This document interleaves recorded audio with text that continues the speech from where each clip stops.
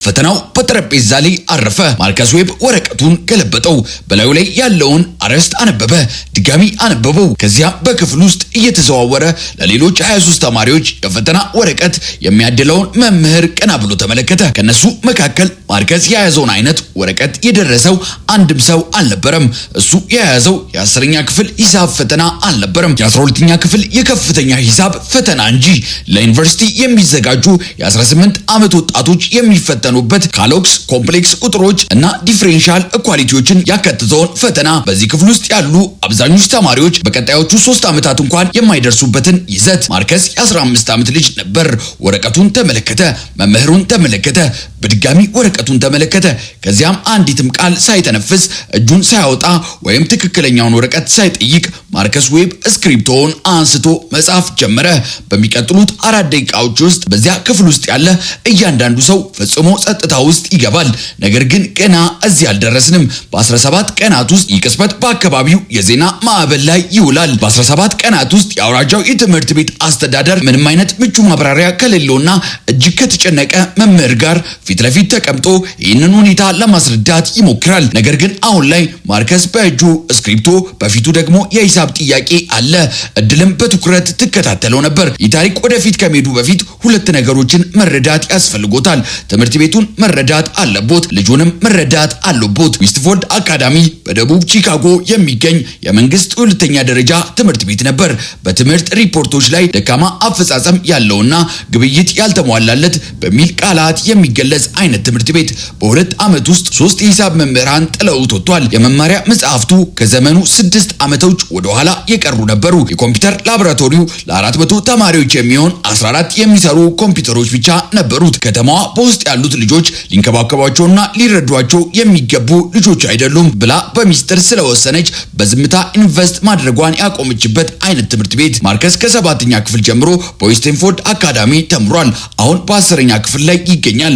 በዚህ ጊዜ ውስጥ እሱ ምንም አይነት ዕውቅና ወይም ድጋፍ ሳያገኝ አንድ አስደናቂ ነገር አከናውኗል። በትምህርት ቤቱ በሂሳብ ትምህርት ሊያስተምሩት የሚችሉትን ነገር ሁሉ በ8ኛ ክፍል ማብቂያ ላይ አጠናቆ ነበር። እናም ከዚያ በኋላ ያለፉትን 2 ዓመታት ከዚያ በላይ ያለውን ዕውቀት ራሱን በማስተማር አሳልፏል። በአጋዥ መምህራን ወይም በማበለጸጊያ ፕሮግራሞች ሳይሆን በቤተ መጻሕፍት ካርድ አጎቱ በሰጠው ባለ 2ኛ እጅ ግራፍ ካልኩሌተር እና አሁን ካለበት ቦታ መድረስ ወደሚፈልግበት ቦታ ለመሄድ በመካከላቸው ያለው ብቸኛ ርቀት ዕውቀት መሆኑን በተረዳ ሰው ልዩና ስልታዊ የዕውቀት ረሃብ። እናቱ ዳይና ዌብ ጠዋት በሆስፒታል ሪሴፕሽን ጠረጴዛ ላይ፣ ምሽት ደግሞ በሱፐርማርኬት ውስጥ ትሰራ ነበር። በየምሽቱ ማርከስ በዚያ ቀን ምን እንደተማረ ትጠይቅ ነበር። እንዲሁ ለይስሙላ ሳይሆን በትክክል ማወቅ ስለምትፈልግ ነበር። ምክንያቱም በጣም ጥቂት ነገር ኖሮ በሚተርፍ ሰዎች አረዳድ ትምህርት ለልጇ ልታረጋግጥለት የምትችለው ብቸኛ ወርስ መሆኑን ስለምታውቅ ነበር። ዳንያ ራሷ በአንድ ወቅት መማር ትፈልግ ነበር። በቁጥሮች ላይ ጎበዝ ነበረች፣ በእውነት ጎበዝ። የተሻለ በጀት ያለው ትምህርት ቤት ቢሆን ኖሮ ሊያስተውላትና አንድ ነገር ሊያደርግላት የሚችል አይነት ጎበዝ። በ14 ዓመቷ የሂሳብ ሽልማት አሸንፋ ነበር። ለአጭር ጊዜም ቢሆን የተለየ የወደፊት ህይወት ዓላማ ነበር። ከዚያም እናቷ ታመመችና ያ እቅድና ህልም ቆመ። በከፍተኛ ድራማ ሳይሆን ቀስ በቀስ ምንጭ ሲደርቅ ውሃ መፍሰሱን እንደሚያቆም ያህል። ይህንን ለማርከስ በፍጹም አልነገረችውም። የሷ ያልተኖረ ህይወት ክብደት ከራሱ ህይወት ጋር ደርቦ እንዲሸከም አልፈለገችም። ስለዚህ ምን እንደተማረ ትጠይቀዋለች። እሱ ሲናገር ትሰማዋለች። ለሱ ያበረከተችው ውርስ ይሄ ነበር። ገንዘብ አይደለም፣ ትውውቅ አይደለም፣ እድል አይደለም፣ ፈጽሞ ትኩረት፣ ሙሉ እውነተኛ የየምሽቱ ትኩረት። ማርከስ ባለፈው ዓመት ውስጥ ለሷ የሚነግራት ነገር እያነሰ መጥቶ ነበር። መማር ስላቆመ አይደለም፣ ነገር ግን እሱ እየተማረ ያለው ነገር ሁለቱም ያረጋግጡት ከሚችሉት በላይ በጣም የራቀ ስለነበር ለቅ ግድግዳዎች ጠፍቶ ጣሪያ ብቻ በቆመበት ክፍል ውስጥ የመቆም ኃይል ስለተሰማው ነበር። ማጥናቱን ቀጠለ፣ መጠባበቁን ቀጠለ። ከዚያም የ10ኛ ክፍል የሂሳብ ፈተና የሚሰጥበት ጠዋት መጣ። አቶ ቼርሌንድ ሃይሰን ከጠዋቱ 2:55 ደቂቃ ላይ የፈተና ወረቀታቸውን በማኑኤል ፎልደር ይዘውና ቡናቸውን በእጃቸው ጨብጠው ጨረሱ። እድሜያቸው 51 ዓመት ነበር። በዌስትፎልድ አካዳሚ 19 ዓመታትን አሳልፈዋል።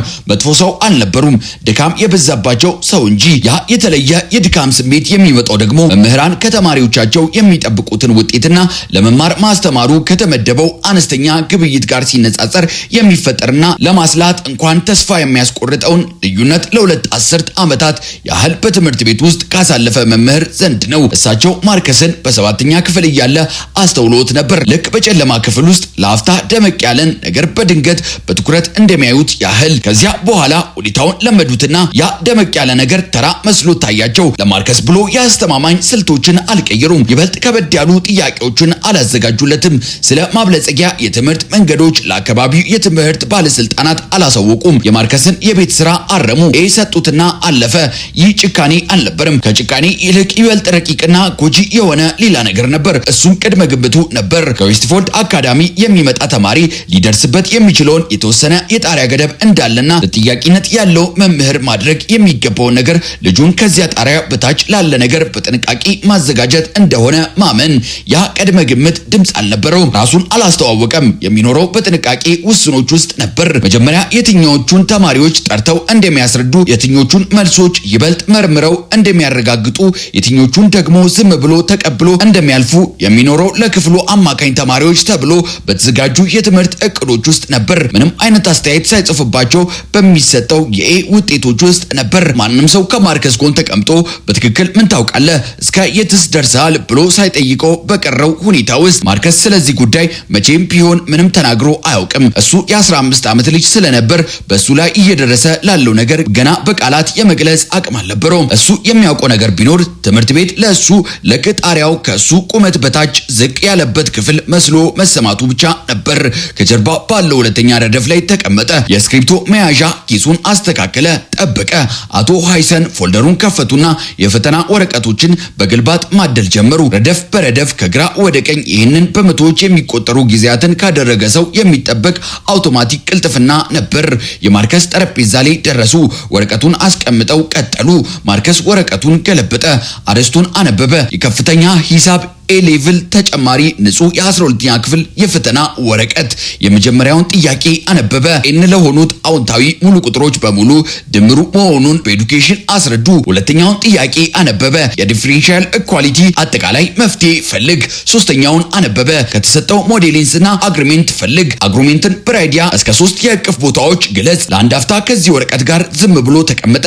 በዙሪያው ያሉ 23 ተማሪዎች ትክክለኛውን የ10ኛ ክፍል ወረቀት ይዘው መጽሐፍ ጀምሮ ነበር። እሱ ካድሪቲንግ እኩሎችንና መሰረታዊ ቲግሮሜንት ያካትት ነበር። የስክሪፕቶና የእስራስ ድምጾች ክፍሉ ሞሉት።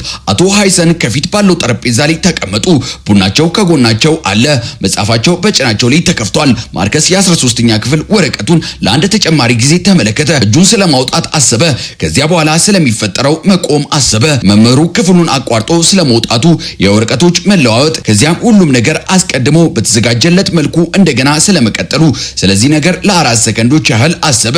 ከዚያም ስክሪፕቶን አንስቶ መጻፍ ጀመረ። ጥያቄ 1 በኤዱኬሽን ማረጋገጥ። ማርከስ ይህንን ከ8 ወራት በፊት ከቤተ መጻሕፍት መጽሐፍ ራሱን አስተምሮ ነበር።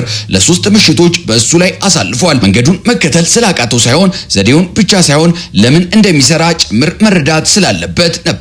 የሂሳብ እውነት መዋቅር ምን እያለ እንደሆነ በትክክል ለመረዳት ይህንን አመክኒ ልክ የራሱ ሀብት እንደሆነ እስኪሰማው ድረስ የማስታወሻ ደብተሩን 6 ገጾች በስራ ሞልቷቸው ነበር። ያ የማስታወሻ ደብተር አስፈላጊ ነበር። የትምህርት ቤት ደብተር አልነበረም። ከጋዜጣ መሸጫ ሱቅ በ49 ፔንስ የተገዛ የተለየ ደብተር ነበር። ሽፋኑ ተራና የታጠፈ። ቤት ውስጥ በስክሪፕቶ የተሞሉ 3 እንደዚህ አይነት ደብተሮች ነበሩት። አራተኛው ደግሞ ግማሽ ደርሶ ነበር። በእርሱ ውስጥ ራሱን ያስተማረው ነገር ሙሉ መዋቅር ሰፍሮ ነበር። የመማሪያ መጽሐፍት ግልባጭ ሳይሆን የስራው ሂደት ነበር። የተቸገረባቸው ቦታዎች፣ ጥሩ ያለፈባቸው ቦታዎች፣ አንድ ጽንሰ ሐሳብ በድንገት ተከፍቶለት በዙሪያው ያለውን ዕውቀት የራሱን ያስተካከለባቸው ቦታዎች። የመጀመሪያውን ደረጃ ጻፈ። ኢንዲኬቲቭ መላምቱን አስቀመጠ።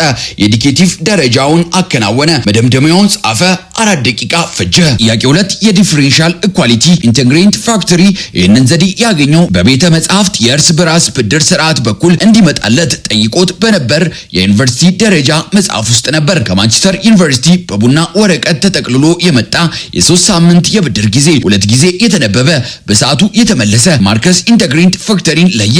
ሁለቱንም ወገኖች አባዛ፣ ኢንተግሬንት አደረገ። አጠቃላይ መፍትሄውን ጻፈ።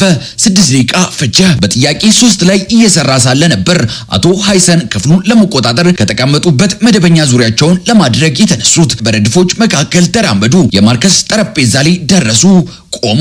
ወረቀቱ ላይ ያለውን ነገር ተመለከቱ። ለረጅም ቅጽበት እዚያው ቆሙ። ከዚያ በዝቅተኛ ድምጽ ማርከስ አሉት። ማርከስ ቀና ብሎ ተመለከተ። ይህ ያንተ ወረቀት አይደለም አውቃለሁ አለ ማርከስ። በዙሪያቸው ያለው ክፍል እንደቀጠለ ነበር። 23 ተማሪዎች ነገሩን ሳያውቁ ስራቸውን ይሰራሉ። ያንተ ወረቀት የት አለ? ይህንን ነው የሰጠኸኝ። አቶ ሃይሰን ወረቀቱን ተመለከቱ። የማርከስን መልሶች ተመለከቱ። 3 ጥያቄዎች፣ ሁሉም ሙሉ በሙሉ ያለምንም ማቅማማት በጽኑ የእጅ ጽሑፍ የተጻፈ። የእሳቸው የፊት ገጽታ በተለያዩ ደረጃዎች ውስጥ አለፉ። ግራ መጋባት፣ ማስተዋል፣ ከዚያም አለማመንና አለመመቸትን በደባለቀ መልኩ የፊታቸውን ስሜት ለማንበብ እጅግ አስቸጋሪ አደረገው። ማቆም አለብህ። ትክክለኛውን ወረቀት አመጣላለሁ። ማርከስ እስክሪፕቶውን አስቀመጠ። አቶ ሃይሰን ወደ ክፍሉ ፊት ለፊት ተራመዱ። ወደ ፎልደራቸው እጃቸውን ሰደዱ። የ10ኛ ክፍል ወረቀት ይዘው ተመለሱና በማርከስ ጠረጴዛ ላይ አስቀመጡ። የ12ኛ ክፍል ወረቀቱን አንስተው ተመለከቱት። ከዚያም ማርከስን ተመለከቱ። በመቀጠል እጅግ በጣም በዝቅተኛ ድምጽ የ12ኛ ክፍል ወረቀቱን በ10ኛ ክፍል ወረቀት ጎን መልሶ አስቀመጡት። አልቀየሩትም እና እንዲህ አሉት። ጨርሰው ማርከስን ተመለከታቸው። ሙሉ ወረቀቱን አሉት አቶ ሃይሰን። ማየት እፈልጋለሁ። ወደ ጠረጴዛቸው ተመለሱ፣ ተቀመጡ። መጽሐፋቸውን ድጋሚ አልከፈቱም። ፈተናው 90 ደቂቃ ነበር። ማርከስ ከጥያቄ 1 እስከ 3 ባሉት ላይ 20 ደቂቃ አሳልፏል። 7 ደቂቃ ቀርቶታል። በ12ኛ ክፍል ወረቀቶች ላይ 11 ጥያቄዎች ቀርቷል። እንዲሁም ከጎኑ የተቀመጠ የ10ኛ ክፍል ወረቀትም አለ። ትክክለኛውና በትክክል ሊፈተንበት የሚገባው የ10ኛ ክፍል ወረቀቱን በ14 ደቂቃ ውስጥ አጠናቀቀ። መልሶቹን 2 ጊዜ አረጋገጠ። ስክሪፕቶን አስቀመጠ። ወረቀቱን ገለበጠው። ከዚያም እንደገና ስክሪፕቶን አንስቶ ወደ 12ኛ ክፍል ወረቀቱ ተመለሰ። ጥያቄ 4 ማክኒክስ ተለዋዋጭ ኃይል ስራ ያለ የአንድ ቅንጣት እንቅስቃሴ። ይህንን ከህዝብ ቤተ መጻሕፍት ባገኘው አከርካሪው በባንድ የተያዘ የዩኒቨርሲቲ ደረጃ ክላሲካል ሜካኒክስ መጽሐፍ ውስጥ አይቶት ነበር። ይዘቱ ሙሉ በሙሉ ትክክል ነበር። ጥያቄ 5 ስታቲክስ የመላምት ምርመራ ከሃይስኳርድ ስርጭት። በሁለተኛ እጅ መጽሐፍ መሸጫ በ1.50 ፓውንድ የተገኘ የስታቲክስ የሥራ ደብተር። የአንድ ሰው ማስታወሻዎች የነበሩት ኮፒ ነበሩ። በደብተሩ ጠርዞች ላይ ሁሉ በእርሳስ የተጻፈ ማስታወሻዎች ነበሩ። የቅድመ ተማሪ የሥራ ሂደት እርግጠኛ ያልነበረባቸው ቦታዎች በጥያቄ ምልክት ተለይቷል። ማርከስ ለብቻው እየሰራ በነበረበት ሰዓት እንኳን በዚህ ሥራ ውስጥ ብቻውን እንዳልነበረ ተሰማው። ሌላ ሰው ከዚህ መጽሐፍ ጋር ተቀምጦ ከነዚህ ሐሳቦች ጋር ታግሎ አልፏል። ጥያቄ 6 ኢንተግሬሽን በክፍሎች። በመቀጠልም በተኳሽ በጥንቃቄ ሰራ። እያንዳንዱን ደረጃ አሳየ። መመሪያው ስለሚያዝ ሳይሆን ደረጃውን ማሳየቱ የራሱን ስህተቶች የሚያበዛበት መንገድ ስለነበረ ነው እና ማርከስ ደግሞ ስህተቶችን ሳያያይዝ ማለፍ ልምድ አልነበረውም። በ60ኛው ደቂቃ ላይ ማርከስ በጥያቄ 10 ላይ ደርሶ ነበር። በዙሪያው ያለው ክፍል አልተቀየረም። 23 ተማሪዎች በጸጥታ ይሰራሉ። ከጀርባው በሁለተኛ ረድፍ ላይ የተቀመጠው ተማሪ ሙሉ በሙሉ የተለየ ፈተና እየተፈተነ መሆኑን አያውቁም። አቶ ሃይሰን ላለፉት 40 ደቂቃዎች መጽሐፋቸውን አልተመለከቱም። ማርከስን በትኩረት ይመለከቱ ነበር። ሊረዱት በማይችሉትና ደጋግሞ ወደ አንድ የማይቀየር መደምደሚያ በሚያደርሳቸው የፊት ስሜት በዌስትፎርድ አካዳሚ 19 ዓመት የኤ ውጤቶች ማለፍ። አሁን ግን ከ10ኛ ክፍል ተማሪዎች መካከል አንዱ የ15 ዓመት ልጅ የዩኒቨርሲቲ መግቢያ ፈተና ሲያጠናቅቅ እየተመለከቱ ነው። ጥያቄ 12 የመጨረሻ ጥያቄ ነበር። 20 ማርክ የሚያሰጥ በወረቀቱ ላይ ከፍተኛ ዋጋ ያለው በጣም ጠንካራ የሆኑት ተማሪዎች ከሌሎች ለመለየት የተነደፈ ግልጽ መግቢያ የሌለውና 3 የተለያዩ ጽንሰ ሐሳቦች በአንድ የአመንኪ ሰንሰለት ማገናኘት የሚጠይቅ የኮኦርዲኔት ጂኦሜትር ማረጋገጫ። አብዛኞቹ የ12ኛ ክፍል ተማሪዎች በወረቀቱ ላይ እጅግ ከባዱ ጥያቄ ሆኖ ያገኙት ነበር። አንዳንዶቹ ባዶው ይተውታል። ማርከስ አነበበ። ለ3 ደቂቃዎች ያህል ሳይንቀሳቀስ ተቀመጠ። ስለጠፋበት አይደለም እያሰበ ነበር። ስክሪፕቶን ወረቀት ላይ ከማሳረፉ በፊት በአእምሮ ውስጥ አንድ አንድ ነገር በትክክል እንደሚረዳ ሰው ፍጹም ዝም አለ። ከዚያ መጻፍ ጀመረ። እሱ የመረጠው መግቢያ መንገድ ያልተጠበቀ ነበር። ወደ ኮኦርዲኔት ጂኦሜትር በቀጥታ ከመቅረብ ይልቅ በቪክቶር አልጀቤር ውጤት ላይ ትስስር ፈጠረ። ይህ ከ6 ወር በፊት የአንድ ዩኒቨርሲቲ የጂኦሜትር መጽሐፍ በሚያነብበት ጊዜ እርሱ ያገኘው ውጤት ነበር። በማስታወሻ ደብተሩ በበስተጀርባ የጻፈው በማንኛውም መደበኛ የትምህርት ስርዓት ውስጥ ስለሌለ የትም ቦታ ተጠቅሶ አይቶት አያውቅም ነበር። ማረጋገጫውን ከዚያም በመነሳት ገነባ። መስመር በመስመር እያንዳንዱን ደረጃ ቀጣዩን የሚከተለውን ልክ ፍጹም እውነት የሆነ ነገር ሊኖር በሚገባ ንጹህና ግልጽ በሆነ መንገድ ነበር። ፈተናው ሊያልቅ 2 ደቂቃ ሲቀረው አጠናቀቀ። ስክሪፕቶን አስቀመጠ። ወረቀቱን ተመለከተ። መላው የ12ኛ ክፍል የከፍተኛ ሂሳብ ፈተና 90 ደቂቃ 12 ጥያቄዎች ተጠናቀቁ። ይህን ያደረገው ደግሞ ለዚህ የትምህርት አይነት አንድም ጊዜ እድል ተሰጥቶት በማያውቅ የ15 ዓመት ልጅ ነበር። አቶ ሃይሰን በፈተናው ማብቂያ ላይ ወረቀቶቹን ሰበሰበ። ሌሎች 23 ተማሪዎች አመስግነው አሰናበቷቸው። ክፍሉ ባዶ ሆነ። የወንበሮች መሳብ፣ የቦርሳዎች ዚፕ መዘጋት፣ ፈተና ሲያልቅ የሚሰሙት የተለመዱ ድምጾች፣ ከዚያም ጸጥታ። አቶ ሃይሰን በጠረጴዛቸው ላይ 2 ወረቀቶችን እያየ ቆሙ። የ10ኛ ክፍል ወረቀት ትክክለኛ መልሶች በ14 ደቂቃ ውስጥ የተጠናቀቀ እና ከሱ ጎን የ12ኛ ክፍል ወረቀት። እያንዳንዱ ጥያቄ ተመልሷል። እያንዳንዱ ደረጃ ታይቷል። የመጨረሻው ጥያቄ እሳቸው ከዚህ ቀደም አይተውት በማያውቁት መንገድ ተፈቷል። ማርከስ በሩ አጠገብ ቆሞ ነበር። ቦርሳው በትከሻ ላይ ነው። ተቀመጥ ማርከስ። ማርከስ ተቀመጠ። አቶ ሃይሰን በጠረጴዛው ባዶ ፊት ለፊት ተቀመጡ። ሁለቱም ወረቀቶች ልክ እንደ ማስረጃ በመካከላቸው ባለ ጠረጴዛ ላይ አስቀምጧቸው። ለተወሰነ ጊዜ ዝም አሉ። ክፍሉ ገና ባዶ እንደሆነ ክፍሉ የሚኖረው አይነት ልዩ ጸጥታ ነበረው። በመስኮቶቹ በኩል የሚገባ ደካማ ብርሃን የ30 ዓመታት የድምጽ ድካም አስተጋባ። አሁን በጸጥታ የጠፋ ይመስላል። ለሱ ቦታ እንደሚሰጣቸው ያህል። ለመሆኑ ይህንን ማድረግ ከጀመርክ ምን ያህል ጊዜ ሆነ? ክላሲክን ከ1 ዓመት በፊት ገደማ፣ ኮምፕሌክስ ቁጥሮቹን ከ8 ወር በፊት፣ ስታቲክስ ግን ረጅም ጊዜ ወሰደብኝ። የት ነው የተማርከው? የቤት መጽሐፍቶች፣ አንዳንዶቹን ደግሞ በኢንተርኔት። ጸጥታ። ለምን አልነገርከኝም? ማርከስ በቀጥታ ተመለከታቸው። ያለምንም ጥላቻ፣ ያለምንም ማስመሰል ዝም ብሎ በተረጋጋ እይታ። ብነግሮትስ ያምኑኝ ነበር? ጥያቄው በመካከላቸው ባለው ክፍል ውስጥ ተንጠልጥሎ ቀረ። አቶ ሃይሰን አልመለሱለትም። ሊመልሱም አልቻሉም። ምክንያቱም እውነተኛው መልስ አይሆንም የሚል ስለነበረ ነው። ዌስትፎልድ አካዳሚ የሚማር የ15 ዓመት ተማሪ የኤ ሌቭል ተጨማሪ ሂሳቡን ራሱን ማስተማሩን ቢነግራቸው ኖሮ በፍጹም አያምኑትም ነበር። እንዲሁ ጉራ መስሎ ይታያቸው ነበር። ራሳቸው ነቅንቀው ያልፉት ነበር። አሁን የመጨረሻውን ጥያቄ እየተመለከቱ ነበር። ያንን የቪክቶር አልጀቤር አቀራረብ፣ እሳቸው አስተምሮት በማያውቁት የትምህርት ስርዓት ውስጥ ያለን ውጤት ትስስር፣ ይህ እኔ ባየዋቸው መመሪያ መጽሐፍት ውስጥ የለም አሉት። ይህ ትስስር ራሴው የሰራሁት ነው አለ ማርከስ። በዚያ ታሪክ ውስጥ ረጅም ዝምታ በመካከላቸው ሰፈነ። ከዚያም አቶ ሃይሰን እጃቸውን በወረቀቱ ላይ ዘርግተው አኖሩ። ይቅርታ አድርግልኝ አሉት። ማርከስ ተመለከታቸው። ለአንተ ደረጃ ከሚገባ በታች ላለፉት 2 ዓመታት ስጠብቅህ ቆይቻለሁ። አላወኩም ነበር፣ ግን ደግሞ አልጠየቅኩምም ነበር። ለአፍታ ቆም አሉ። መጠየቅ ነበረብኝ። ይህን ድራማዊ አልነበረም። ምንም አይነት ማስመሰልም አልነበረበትም። ዝም ብሎ አንድ መምህር ሊያይና ሊረዳው ለተሳነው ተማሪ እውነተኛውን ነገር የሚናገር ጉዳይ ነበር። ግን በመጨረሻ ያ ውድቀታቸው ምን ያህል ዋጋ እንዳስከፈለ በትክክል በተረዳ ሰው ልዩ ክብደት። ማርከስ የ15 ዓመት ልጅ ነበር። አንዴ ራሱን ነቀነቀ። አቶ ሃይሰን ማስተዋል አስቸጋሪና እንዲሁ አልፎ መሄድ ቀላል በሆነበት ስርዓት ውስጥ ሲሰሩ የቆዩ የደከሙ ሰው መሆናቸውን ተረድቷል። ውድቀቱም እውነተኛ፣ ይቅርታውም እውነተኛ መሆኑንና ሁለቱም ነገሮች በአንድ ጊዜ እውነት ሊሆኑ እንደሚችሉ ተረድቷል። አልተቆጡም ነበር። እሱ ዝም ብሎ ዝግጁ ነበር ለሚቀጥለው ለማንኛውም ነገር። አሁን ምን ይከሰታል አለ።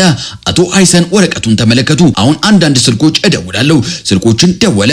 ከዚያ በኋላ የተከተለው ነገር ግን ቀላል ወይም ፈጣን አልነበረም። ምክንያቱም እንደ ማርከስ ላሉ ሰዎች ባልተነደፈ ስርዓቶች ውስጥ ቀላልና ፈጣን መሆን ያለባቸው ነገሮች አንበዛም ቀላልና ፈጣን አይሆኑምና ስብሰባዎች ነበሩ፣ መደበኛ ግምገማዎች፣ ያገኙትን ነገር በፍጹም ባልጠበቁ ሰዎች የተደረጉ።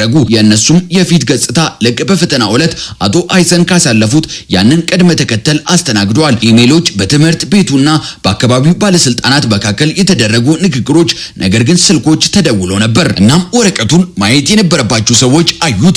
ፈተናው ከተሰጠ ከ3 ሳምንት በኋላ የሁለተኛ ደረጃ ትምህርት ቤቶች ተደራሽነት ፕሮግራምን የምትመረምረውና ምርመራዋ በቂ ግብይት በሌላቸው ማህበረሰቦች ውስጥ ባሉ የሂሳብ ተሰጥኦዎች ላይ ያተኮረ የቺካጎ ዩኒቨርሲቲ የሂሳብ ፕሮፌሰር ዶክተር ኦሊቨር ካርተር ማርከስ ያጠናቀቀውን የ12ኛ ክፍል ወረቀት በስካን የተላከ ኮፒ ደረሳት። በባለ ማክሰኞ ጠዋት አነበበች። የመጨረሻውን ጥያቄ 2 ጊዜ አነበበች። ዶክተር ካርተር የሂሳብ ተሰጥኦን በማጥናት 15 ዓመታትን አሳልፋለች። ከዚህ ቀደም እውነተኛ ያለ ዕድሜ የጎለመሰ ተሰጥኦ አይታለች። ልዩ የነበሩና ጥንቃቄ የተሞላበት እንክብካቤ የሚሻ አይነት ችሎታ ካሳዩ ተማሪዎች ጋር ሰርታለች። እውነተኛና ያልተለመደ ችሎታ ምን እንደሚመስልና ዝም ብሎ በልምምድ የተገኘ ቅልጥፍና ምን እንደሚመስል የምትመዝንበት የተስተካከለ ስሜት አዳብራ ነበር። የመጨረሻው ጥያቄ አቀራረብ ዝም ብሎ ልምምድ አልነበረም። እሱ የሚያሳየው የራሱን መሰላል የገነባ በዚያ ክፍል ውስጥ የራሱን ስርዓቶች ያደራጀ በካርታው ላይ ወደ አልታወቁ ክፍሎች ደርሶ ጉዞውን የቀጠለ ሰው አእምሮ ነበር። ምክንያቱም ያልታወቁት ክፍሎች ይበልጥ ሳቢዎች ነበሩና። ከዚህም ቀደም ይህንን በአንድ 15 ዓመት ልጅ ላይ አይታ አታውቅም ነበር። ከዚያም በቅበላ ክፍል ውስጥ ወደሚሰራ የሥራ ባልደረባዋ ደወለች። አንድ ነገር እንድታይልኝ እፈልጋለሁ አለች። ከ6 ሳምንት በኋላ ማርከስ ዌብ በአንድ ዩኒቨርሲቲ የሴሚናር ክፍል ውስጥ ዶክተር ካርተርና ከሁለት የፍሎክቲ አባላት ፊት ለፊት ባለው ጠረጴዛ ላይ ተቀመጠ። እዚያ ለመድረስ 2 አውቶቡሶችን ተሳፍሮ ነበር። እሱ ይበልጥ ተስማሚ ነው ብሎ የሚያስበው ሌላ ልብስ ስላልነበረው የትምህርት ቤት ዩኒፎርሙን ለብሶ ነበር። እናቱም ከዋዜማው ምሽት ላይ ተኩሳለት ነበር። የፍሎክቲ አባላት ጥያቄዎች ነበሯቸው። ማርከስ መለሰላቸው። ራሱን ለማሳየት ሳይሞክር ወይም እነሱን ለማማረክ ሳይሻ ዝም ብሎ የሚያውቀውንና እንዴት ሊያውቅ እንደቻለ ልክ ለብቻው በሚሰራበት ጊዜ ለራሱ በሚያስረዳበት በዚያ ቀጥተኛና ያልተቾከለ መንገድ ገለጸላቸው። ስለ ቪክቶር አልጀብር ውጤት ጠየቁት። ራሱ እንዳገኘው ነገራቸው። ዶክተር ካርተር በፊታቸው ከጅምሩ እንደገና ቀመሩን እንዲያመጡ ጠየቃቸው። ማርከር አንስቶ በነጭ ሰሌዳ ላይ ለ8 ደቂቃ ያህል ሰራ። በዚያ ተመሳሳይ ውጤት ላይ ደረሰ። ማርከሩን አስቀመጠ። ከዶክተር ካርተር በስተግራ የተቀመጠውና የአልጀብር ጂኦሜትር ባለሙያ የሆነው የቭሎክት አባል ሳይንቀሳቀስ ዝም ብሎ ተቀመጠ። ከዚያም ተከታይ ጥያቄ ጠየቀ። የማዕቀብ ጥያቄ ሳይሆን እውነተኛ የሂሳብ ምርመራ ጥያቄ። አንድ ባልደረባ ያሳየህን ነገር አዲስ በር ሲከፍትልህና ከበሩ በስተጀርባ ምን እንዳለ ማወቅ ስትፈልግ የምትጠይቀው አይነት ጥያቄ። ማርከስ አሰበ። ከዚያም መለሰ። በ40ኛው ደቂቃ ላይ ዶክተር ካርተር ማስታወሻ መያዟን አቆመች። ለአንድ አፍታ ተመለከተችው። ምን ማድረግ ነው የምትፈልገው ስትል ጠየቀችው። የትኛውም የሥራ መስክ ወይም የትኛውም የትምህርት አይነት ሳይሆን ዝም ብሎ ምን ማድረግ እንደሚፈልግ ብቻ። ጥያቄው ልክ ያን ያህል ቀላልና በተመሳሳይ ጊዜ ደግሞ ያን ያህል ትልቅ እንደሆነ ያህል ማርከስ ስለ ጉዳዩ አሰበ። ከዚህ ቀደም ማንም ሰው ይህንን ጥያቄ በዚህ መልኩ ጠይቆት አያውቅም ነበር። ምንም አይነት የጣሪያ ገደብ ሳይደረግበት አሁን ባለው ጊዜ እውነተኛ ሐሳብ መስራት እፈልጋለሁ አለ። በትክክል እዚያ ውጪ ምን እንዳለ ማየት እፈልጋለሁ። ዶክተር ካርተር የሥራ ባልደረቦቿን ተመለከተች። በመካከላቸው አንድ አይነት መግባባት አለፈ። እንግዲያውስ ያንን እንዴት እውን እንደምናደርገው እንነጋገራለች። ፈተናው ከተሰጠ ከ2 ወራት በኋላ የትምህርት አውራጅ አንድ ሪፖርት አሳተመ። ስለ ማርከስ አልነበረም። የግል ሚስጥር ጠባቂ ሕጎች ያንን ይከላከሉ ነበር። ነገር ግን የሱ ጉዳይ ስላልወጣ ሰፊ ሁኔታ ነበር። በቂ ግብይት በሌላቸው ትምህርት ቤቶች ውስጥ ከፍተኛ ችሎታ ያላቸው ተማሪዎች በስልታዊ መንገድ የመለየት ስርዓት አለመኖሩ፣ መምህራን ትኩረታቸውን በሚያካፍሉበት መንገድ ውስጥ በስውር የተገነቡት ቅድመ ግምቶች፣ ማንም ሰው በይፋ ያላሰመረባቸው ነገር ግን ሁሉም ሰው በዝምታ ሲከተላቸው የነበሩት የጣሪያ ገደቦች። ሪፖርቱ ለማንበብ ምቹ አልነበረም። በመንግስት ትምህርት ቤቶችና በዩኒቨርሲቲዎች ተደራሽነት ፕሮግራሞች መካከል መደበኛ ትስስር እንዲኖር ምክር ሐሳብ አቀረበ። የተማሪዎች እድገታ በትምህርት ቤቱ የውስጥ ተስፋዎች ላይ ብቻ ሳይሆን በአገር አቀፍ መመዘኛዎች ላይ ተመስርቶ የግዴታ ግምገማ እንዲደረግበት ምክር ሐሳብ አቀረበ። መምህራን በሚጠብቁበት መንገዶች ራሱን በይፋ ያላሳየ ችሎታ መለየት እንዳልቻሉ ጊዜና ስልጣን እንዲሰጣቸው ምክር ሐሳብ አቀረበ። አቶ ሃይሰን በሪፖርቱ ላይ አስተዋጽኦ አድርጎ ነበር። ጥሩ ለማየት ሳይሆን በማርከስ ዌብ ላይ ሊደርስ ጥቂት ቀርቶ የነበረ ነገር ግን የተለየ ክስተት እንዳልሆነ በዚያ ጊዜ ተረድቶ ስለነበረ ነው። እሱ ተማሪዎችን ያለ ጥያቄ በደፈናው የሚያስተናግድ የጣሪያ ገደቦችን አስቀድሞ የሚገምት በፍጹም ሳይጠይቅ እንዲሁ አልፎ የሚሄድ ስርዓት መደበኛ ውጤት ነበር። በመስከረም ወር ወደ ማስተማር ስራቸው ተመለሱ። ከጀርባ ባሉት ረደፎች ላይ ይበልጥ ጥብቅ ክትትል ማድረግ ጀመሩ። እሳቸው የተለዩ ጥያቄዎችን ጠየቁ። ዝም ብሎ አላለፉም። ማርከስ ዌብ በ16 ዓመቱ ወደ ዩኒቨርሲቲ ቅድመ መግቢያ ፕሮግራም ሙሉ የትምህርት እድል ፉል ስኮላርሺፕ ተሰጠው። ከሱ በ2 ዓመት ከሚበልጡ ተማሪዎች ጋር አብሮ የኤ ሌቭል ተጨማሪ የሂሳብ ፈተናውን ተፈተነ። ከጠቅላላ ተፈታኝ ተማሪዎች መካከል አንደኛው ወጣ። ውጤቱ በወጣ ጊዜ ከፈተናው አዳራሽ ውጭ ሆኖ ወደ እናቱ ደወለ። በሁለተኛው ጥሪ ላይ አነሳች። ውጤቱን ነገራት። ለተወሰነ ጊዜ ዝም አለች። የዝምታውን ጠረን ሊሰማው ችሏል። ባዶ ሳይሆን ሙሉ የሆነ ዝምታ። ገና መናገር ከመጀመሯ በፊት እጅግ ብዙ ነገሮችን እያሰላሰለች ያለች ሴት ዝምታ። ማርከስ ባለፉት 16 ዓመታት ውስጥ በዝምታቸው መካከል ያለውን ልዩነት መለየት ተምሮ ነበር። ከዚያም ምን እንደተማርክ ንገረኝ አለችው። እሱ ሳቀ። ማቢ አላት፣ ከየት እንደምጀምርልሽ አላውቅም። ከመጀመሪያው ጀምር አለችው። እኔ ጊዜ አለኝ። በአቅራቢያው ያለውን በር አገኘ፣ ተቀመጠ። ስለ ሂሳብ መናገር ጀመረ። ስለ ሶስተኛ ጥያቄ ልዩ ደስታ ለመክፈት 7 ደቂቃ ስለፈጀውና አንግሉ ከተገኘ በኋላ ግን በንጽህና ስለተፈታው የመጨረሻው ጥያቄ እሷ አዳመጠች። ባለፉት 2 ዓመታት የምግብ ሰዓት ማብራሪያዎች ውስጥ ነገሩን በትኩረት ስትከታተል እንደነበረች የሚያሳይ ጥያቄዎችን ጠየቀችው። እንደዚህ አይነት ጥያቄዎች ሊመጡ የሚችሉት ደግሞ ከዚህ አይነት ጥልቅ ትኩረት ብቻ ነበር። ለ45 ደቂቃ ያህል ተነጋገሩ። ይህ ታሪክ ስለተሳሳተ የፈተና ወረቀት አይደለም። ይህ ታሪክ አንድ ስርዓት በጥላቻ ሳይሆን ወይም ማንም ሰው ሊጠቅሰው በማይችለው በአንድ ውሳኔ ሳይሆን በተከማቸ ቅድመ ግምቶችና በዝምታ ዝቅ በተደረጉ ተስፋዎች ምክንያት የተወሰኑ ተማሪዎች የጣሪያ ግድብ አላቸው ብሎ ሲወሰን ስለሚፈጠረው ነገር ነው። እናም ከዚህ ተማሪዎች መካከል አንዱ ያንን የጣሪያ ግድብ ሙሉ በሙሉ ችላ ብሎ ጥሶት ሲወጣ ምን እንደሚከሰት የሚያሳይ ነው። ማርከስ ዌብ ሊቅ ለመሆን ፍቃድ አልጠየቀም። መምህሩ እንዲያስተውለው አልጠየቀም። በቤተ መጻሕፍት የእርስ በራስ ብድር ስርዓት በኩል የዩኒቨርሲቲ መማሪያ መጽሐፍትን ተበደረ። በሰዓቱ መለሰ። በማንኛውም መደበኛ የትምህርት ሰዓት ውስጥ የሌሉ የሂሳብ ውጤቶችን በማስታወሻ ደብተሩ በስተጀርባ ሰራ። በ10ኛ ክፍል ውስጥ ተቀምጦ የ12ኛ ክፍል ፈተናን አጠናቀቀ። አንዳችም ቃል አልተናገረም። ምክንያቱም በ15 ዓመቱ ስራው ራሱ ሊያቀርበው የሚችለው ብቸኛው እውነተኛ መከራከሪያ መሆኑን በሆነ መንገድ ተረድቶ ነበር።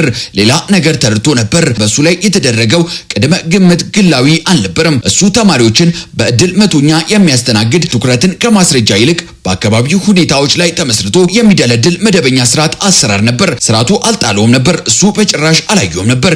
ይህ ደግሞ የተለየ ነው። በአንዳንድ መንገዶች ይበልጥ ከባድ ነው። በሌላ በኩል ደግሞ ነፃ የሚወጣ ነው። የማያይህን ስርዓት ልትከራከረው አትችልም። ማሳየት የምትችለው ማየት የማይቀር እስኪሆን ድረስ ራስህን ፍጹም ግልጽ ማድረግ ብቻ ነው። ቅጽበቱ ሲመጣ ስራው እንዲናገር ፍቀድ። ስራውም ሁሉንም ነገር ተናገረ። በአሁኑ ሰዓት በቺካጎ፣ በበርኒንጎ፣ በሎጋስንና በሁሉም ቦታዎች በቂ ግብአት የሌላቸው ትምህርት ቤቶች ትኩረት ያልሰጣቸው ወላጆች በሚያፍሩባቸው ክፍሎች ውስጥ ልክ ማርከስ ያደረገውን እያደረጉ ያሉ ተማሪዎች አሉ። ራሳቸውን የሚያስተምሩ፣ ማስታወሻ ደብተሮችን የሚሞሉ፣ መጽሐፍትን የሚበደሩ፣ ከበላያቸው የተቀመጠውን ከማንኛውም የጣሪያ ግድብ በላይ የሚሰሩ። እነሱ ፍቃድ እየጠበቁ አይደለም። እነሱ ቀድሞውኑ ስራ ላይ ናቸው። እነሱ በቤተ መጻሕፍት ኮምፒውተሮች ላይ ተቀምጠው ለተያዘላቸው ክፍለ ጊዜ የሚቀይሩትን ደቂቃዎች እየቆጠሩ ነው። እነሱ ከጀርባ ባለው ረድፎች ላይ ተቀምጦ የተሰጣቸውን ስራ በ14 ደቂቃ ውስጥ ጨርሰው የቀረውን የክፍል ሰዓት ክፍሉ ገና ባልደረሰበት ነገር እያሰቡ የሚያሳልፉ ናቸው። የቤተ መጻሕፍቱን ሁልጊዜም በሰዓቱ የሚመልሱ ናቸው። ምክንያቱም ብዙ ነገሮች የሌሉት ሰው የተበደራቸውን ነገሮች በጥንቃቄ መያዝን በፍጥነት ይማራልና። በሩ ሁልጊዜ የተቆለፈ አይደለም። አንዳንድ ጊዜ ዝም ብሎ በሌላኛው ወገን የቆመ ሰው መኖሩን ማንም ለማረጋገጥ ስላላሰበ ብቻ ነው። አረጋግጡ። ይህ ታሪክ አንድ ሰው ካስታወሳችሁ ማንም ሊመለከተው ባላሰበበት ክፍል ውስጥ ተቀምጦ ከማንኛውም የጣሪያ ግድብ በላይ በዝምታ እየሰራ ያለን ሰው ይህንን ታሪክ ለዛ ሰው ላኩላቸው። እናም ተስጦ እኛ ለመፈለግ በምናስባቸው ቦታዎች ላይ ብቻ ራሱን እንደሚያስተዋውቅ ካመናችሁ ሰብስክራይብ አድርጉ። ውድ ተመልካቾቻችን ለዛሬ የያዝነው ታሪክ ይህንን ይመስል ነበር። ከዚህ ታሪክ ምን ተማራችሁ? በኮሜንት መስጫው ላይ ያስቀምጡልን። በቀጣይ በአዲስ ታሪክ እስክንገናኝ ቸር ቆዩልን።